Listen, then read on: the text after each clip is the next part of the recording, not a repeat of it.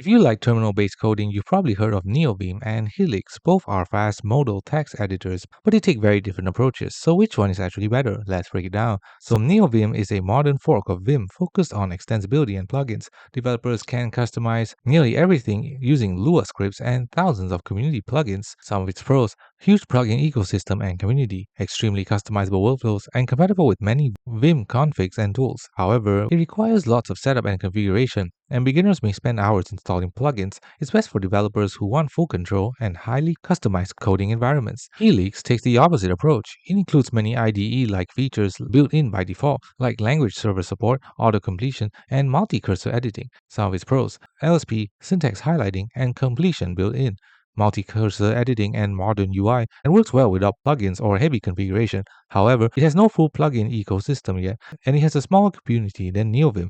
It's best for developers who want a ready-to-use coding editor with minimal setup. So which one is better? Choose Neovim if you want the ultimate customization and plugin power, and choose Helix if you want modern coding features that work instantly with almost no setup.